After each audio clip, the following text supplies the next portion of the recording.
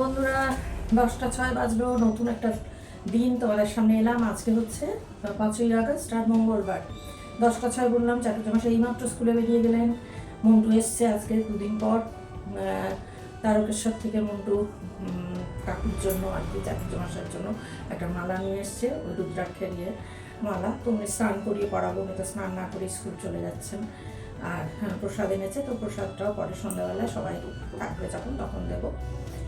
তো কেমন আছো বন্ধুরা? আশা করি সবাই সুস্থ আছো, ভালো আছো, আর ঈশ্বরের কৃপায় নিরাপদে আছো। তো চলো আজকে এই ঘরটা একটুখানি চুল টুলগুলো ঝাড়বো, একটু ডাস্টিং করবো, না হলে হচ্ছে না। দেখো আবার মাস্ক আনতে ভুলে গেছি। আর মাস্ক পরেও খুব কষ্ট হয়, চশমা পরে মাস্ক পরে আরও শ্বাসকষ্ট হয়। তো আস্তে আস্তে করে এটা ঝুলটা ঝাড়ি। একটা জিনিস নতুন দেখলাম কালকেই, মানে এটা ভাইরাল হয়েছে নিউজের চ্যানেলে, দেখলাম ইউটিউবের নিউজ চ্যানেল যেগুলো, যে এই তারকেশ্বরে গঙ্গায় স্নান করার জন্য 10 টাকা করে দিতে হচ্ছে, মানে ট্যাক্স, হিন্দু তীর্থযাত্রীদের ট্যাক্স। তো মন্টুকে জিজ্ঞেস করে বললো, হ্যাঁ কাকিমা 10 টাকা করে এত গঙ্গার জল, আমি তাই অবাক হয়ে যাচ্ছি। এটা সেই জিজিয়া কর ছিল যেমন মুঘল আমলে, সেই রকম একটা ট্যাক্স। গঙ্গায় স্নান, এত জল, মা গঙ্গার জলের আছে, সেইখানে স্নানের জন্য হিন্দু তীর্থযাত্রীদের ট্যাক্স দিতে হচ্ছে। কত রকম কথা, কত কিছু হয় না এই দুনিয়ায়, অনেক কিছুই হয়, অনেক কিছুই আরও কত কি দেখবো আমরা, কে জানি। তো চলো কাজটা শুরু করে দিই।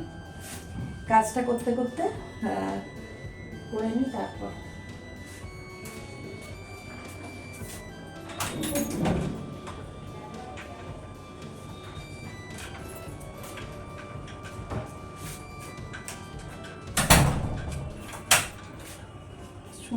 শুরু করি কাজ। তো চলো ঝুলটা ছেড়ে নিই। মাস্ক তো পরিনি বললামই, কারণ মাস্ক পরে আবার দম বন্ধ লাগে, কিন্তু মাস্ক না পরলেও অবস্থা খারাপ হয়। কিন্তু কি করব বলো, আমার হয়েছে শাঁখের করাত, মাস্ক পরলেও কষ্ট, না পরলেও কষ্ট। তো তবু যতটা সম্ভব করে নেওয়া। কেন বলো তো, আগে জানো তো ঝুল ঝাড়া বা ডাস্টিংয়ের জন্য লোক রেখেছিলাম, কিন্তু লোক রেখে দেখা গেল তারা করছে না, মানে অনেক রকম সমস্যা হয়েছে। তো যে কারণে এখন আর না রেখে নিজেই করার চেষ্টা করি। আগে অনেক সময় যে হেল্পিং হ্যান্ডরা ছিল তাদের বলতাম যে একটু ঝুল ঝেড়ে দিও, সেইভাবেই মানে মায়নার সঙ্গে একসঙ্গে অ্যাড করা থাকতো। দেখা গেল প্রথম প্রথম 2-4 দিন ঝুল ঝাড়লো, ডাস্টিং করলো, কিন্তু তারপরে আর করছে না। মৌলি আমাকে তখন বলেছিল, মা তুমি একসঙ্গে ওরকম রেখো না, যেদিন যেদিন ঝুল ঝাড়াবে বা ডাস্টিং করবে সেদিন আলাদা টাকা দিয়ে দিও। তো যাই হোক, তারপরেও হয়ে ওঠেনি। আর তাছাড়া পল্লবীদের সময়ও নেই। আর এখন পল্লবী যেহেতু আমার রান্নাটাও ধরলো, তার জন্য আর তো সময় নেই। কিন্তু আমাকেই করতে হবে। পুজোর আগে যেমন ভাবছি যে দেখি তাপসীকে যদি একদিন দিনের বেলায় বলা যায় করার জন্য। এইটাও, এই ক্যাবিনেটটাও মুছে নেবো, দরজা টরজাগুলো মুছে নেবো, কিন্তু ওপরে যে সমস্ত ইয়েগুলো রয়েছে, শোপিস রাখা যেগুলো, ওগুলো আমি হাত পাবো না, ওগুলো কাউকে দিয়ে করাতে হবে, একটা মানে কারোর হেল্প নিতে হবে। সেই জন্যই বললাম যে পুজোর আগে তাপসীকে একদিন বলবো, দেখি কি করা যায়।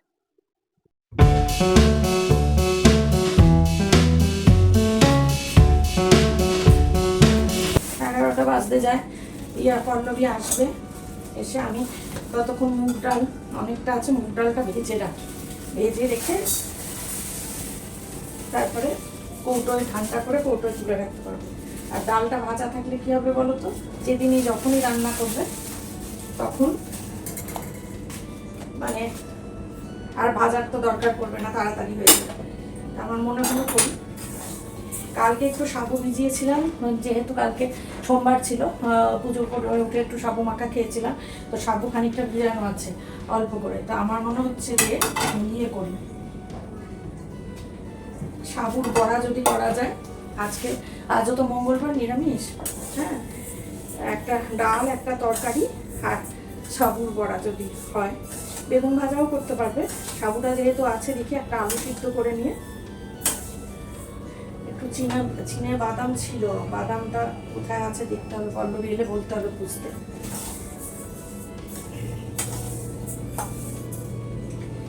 তো একটুখানি বাদাম শুকনো খোলায় ভেজে নিয়ে, বাদামটা একটু ক্রাশ করে নিয়ে, অল্প, পুরো ফাইন ক্রাশ না, একটুখানি অল্প করে নিয়ে, তাহলে বড়াটা মুচমুচে হবে। ধনে পাতাও আছে, সবই আছে, লেবুও আছে।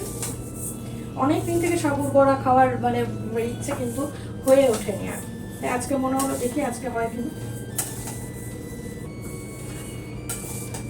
কালকে দিনের বেলা যেহেতু শুধু সিদ্ধ ভাত খেয়েছিলাম, চাটুর্জামাশয় খেয়েছিলেন, কালকে একটা দানাও ভাত ফেলেননি, মানে সিদ্ধ ভাত খেতে ভালোবাসা আতপ চালের ভাত ফেলেননি।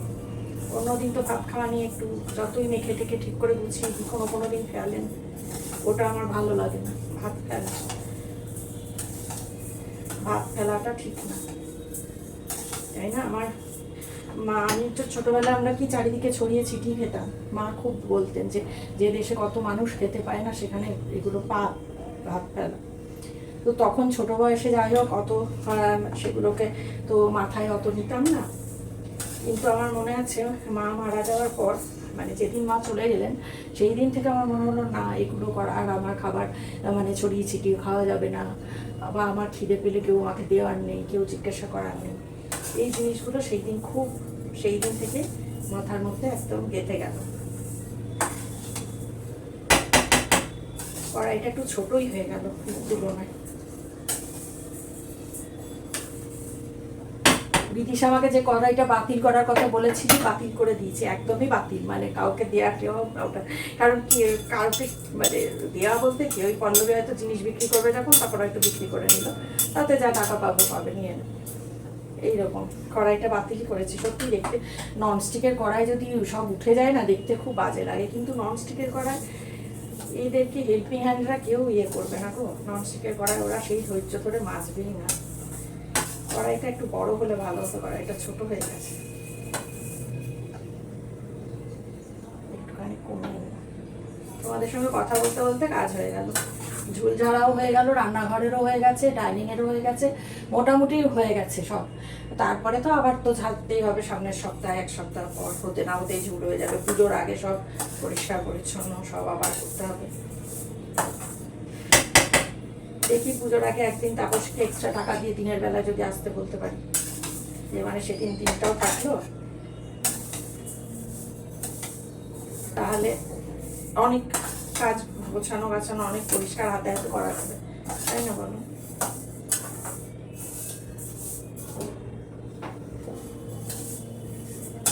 কড়াইটা ছোট হয়ে গেল, কি আর করা যাবে। যখন নিলাম তখনই মনে হলো বড় কড়াই এখানে নেই, আর সব ভেতরে তুলে দিয়েছে। বাসনে এক গাদা ঝুড়িতে বাসন হচ্ছিল, সেদিনকে সব তুলে দিয়েছে, যেগুলো বাতিল করা সেগুলো বাতিল হয়েছে, আর অন্য বাসন তুলে দিয়েছে।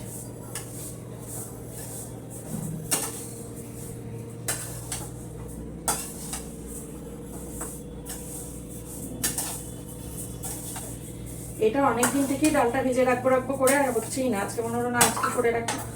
আর কলাইয়ের ডাল আছে একটা, কলাইয়ের ডালটাও ভেজে রাখবো ভাবছি। কেন বলো তো, খানিকটা অন্তত, কারণ অনেক দিনকার কেনা ওটা প্যাকেট করে, মোড় থেকে কেনা বলে প্যাকেট একদম মানে প্লাস্টিকের প্যাকেট যেমন প্যাক করা থাকে, সেই ভালো প্যাকেজিং, কিন্তু অনেক দিন হচ্ছে তো, ডালটা ভাজা থাকলে সুবিধা।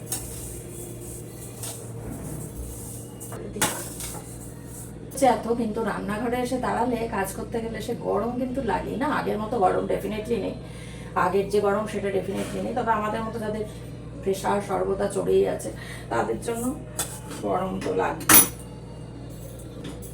চলো এটা ঢাকনা দিয়ে রাখি আলাদা করে।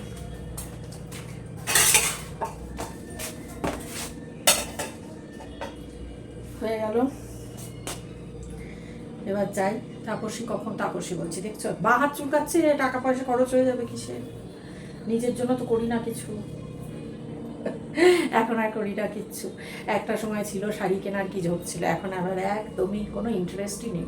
শাড়ি দেখলে কোনো কিছুই মনে হয় না, যদি কোনো ধরো কোথাও শাড়ি দেখছি, কোনো দেখায়, যেমন অনেক ব্লগাররাও দেখায়, শেয়ার করে, পুজোর মার্কেটিং শেয়ার করছে, সেই মনের ভিতর আর কিছুই হচ্ছে না, কারণ প্রচুর শাড়ি জমা হয়ে রয়েছে। একটা সময় কিনেছি, এখন আর কিছুই ইচ্ছা করে না, কোনো কিছুই ইচ্ছা করে না যে নিজের জন্য কিছু করবো বলে। তো মেয়ের কাছে বকুনি খায়, কেন করবে না কেন করবে না। তো তারপরও দেখা যাক, পুজোর আগে তো একটু কালি ঝুলিয়ে দিতেই হবে, একটু চুনকামও করতে হবে, মুখটুকু একটু পরিষ্কার করতে হবে পুজোর আগে। দেখা যাক, সেটা প্রতিবারই করি, সে আমি বেরোই কি না বেরোই, যাই হোক পুজো বলে কথা, তাই না বলো? ঘর বাড়ি পরিষ্কার পরিচ্ছন্ন রাখার সঙ্গে সঙ্গে নিজেকেও তো একটু ফিটফাট রাখতে হবে, তাই না? তো চলো ঘরে যাই, একটুখানি ঠান্ডা জল খাবো, তার আগে ঘামছি দেখছো। চল দেখে নিই একবারটাও।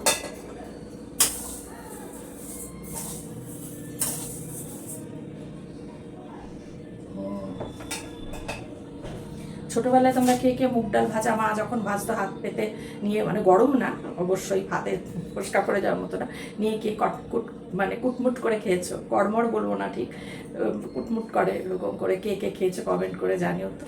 ছোটোবেলার কত কিছু না, আমাদের কত স্মৃতি চলে আসে সব কিছু করতে গিয়ে, মানে কাজকর্ম যে কোনো কাজ করতে গিয়ে অনেক সময় যেগুলো ছোটোবেলার সঙ্গে রিলেটেড সেই রকম তখন সেগুলো মনে পড়ে যায়।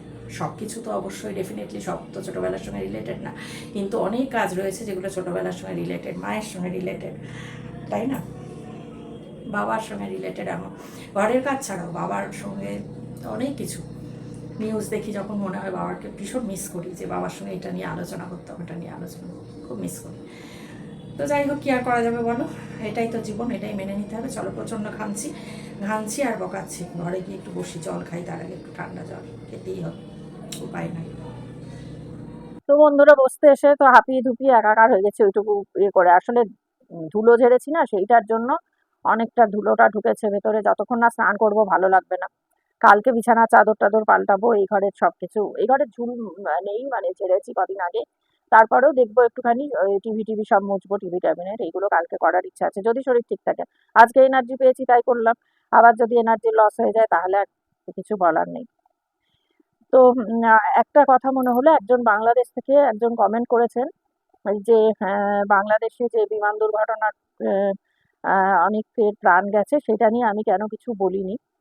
তো সেই কারণে তিনি বলেছেন যে তিনি আর আমার ব্লগ দেখবেন না। তো তাকে বলি আমি যে ব্লগ তো আমি কাউকে বাধ্য করতে পারি না, তাই না, যে দেখতেই হবে। আর বিষয়টা হচ্ছে, আমি যেহেতু এখন রেগুলার দিচ্ছি না, সেহেতু হয়তো বলা হয়নি, বা আহ, হয়তো এখন তো আর খুব মানে আহ, সৌহার্দ্যপূর্ণ সম্পর্ক নেই প্রতিবেশী দেশের সঙ্গে। সে কারণেও না আমার মাথা মানে খারাপ লাগা তো ছিলই, কিন্তু আলাদা করে বলার কথাটা সত্যিই মনে হয়নি। রেগুলার যেহেতু ব্লগ করি না, অনেক কিছু, অনেক মানে, আর যদি প্রত্যেকটা বিষয় বলতে হয় তাহলে তো মানে এটা শুধু ব্লগিং চ্যানেল না হয়ে অনেকখানি ইনফরমেটিভ চ্যানেল বা নিউজ চ্যানেল হয়ে যায়, কারণ প্রতিদিন প্রতিনিয়ত কত কিছু আমাদের সঙ্গে ঘটছে। আর আরেকটা কথাও অত্যন্ত মানে বিনয়ের সঙ্গে জানাচ্ছি বাংলাদেশি সেই বন্ধুকে আমার, যে হ্যাঁ, অত্যন্ত দুর্ভাগ্যজনক হলেও এটা সত্যি যে আমাদের দেশে আহমেদাবাদে যখন অত বড় বিমান দুর্ঘটনা একটা হয়েছিল, যেটাতে আমাদের গোটা দেশ মানে শোকস্তব্ধ হয়েছিলাম আমরা। তো সেই সময় আমরা দেখেছি প্রতিবেশী দেশ থেকে প্রচুর উল্লাস করা হয়েছে সেই মৃত্যু নিয়ে। এবং তার আগে যখন আমাদের পেহেলগাঁওয়ের মানে হত্যাকাণ্ড, হত্যালীলা যখন চালায় সন্ত্রাসীরা, তখনও অনেক আনন্দ উল্লাস করা হয়েছে। তো একটা কথাই বলতে পারি ভাই, আমি খুব আবেগপ্রবণ মানুষ। তাই দিনের শেষে সবকিছুর থেকে ঊর্ধ্বে আমার পরিচয় হচ্ছে, আমি আগে আগে একজন ভারতীয়, আগে একজন ভারতীয়, তারপরে আমি আহ তারপরে আমার সত্তা, আগে আমি ভারতবাসী। তো আমার দেশের মানুষকে নিয়ে কেউ বিদ্রূপ করবে বা আমার দেশের বিরোধিতা করবে, তো তারপরেও মানে তাদের সঙ্গে খুব ভালো একটা, খারাপ যেমন আহ, করব না, কারণ আমাদের সেটা আমরা শিখিনি, আমাদের আহ, সংস্কৃতিতে, আমাদের শিক্ষায় সেটা নেই। কিন্তু তাই বলে আহ, দিনের পর দিন আমার দেশের বিরোধিতা করবে, আমার দেশের মানুষদের কোনো তারা বিপদগ্রস্ত হলে, তাদের খারাপ হলে উল্লাস প্রকাশ করবে, এটাও হয় না, একতরফা কোনো কিছু হয় না। তো যাই হোক, না দেখতে চাইলে, ওই যে বললাম, এটা বাধ্যতামূলক নয় যে দেখতেই হবে, কিন্তু আমার কাছে সবার আগে আমার দেশ, তারপরে অন্য কিছু। দেশ না থাকলে আমার কি অস্তিত্ব? আমার তো কোনো অস্তিত্বই নেই, তাই না? তো আগে প্রথম হচ্ছে আমি ভারতীয়, তারপরে আমার চ্যানেল আছে, কি করি না করি সেসব অনেক পরের ব্যাপার আসছে, অনেক পরে।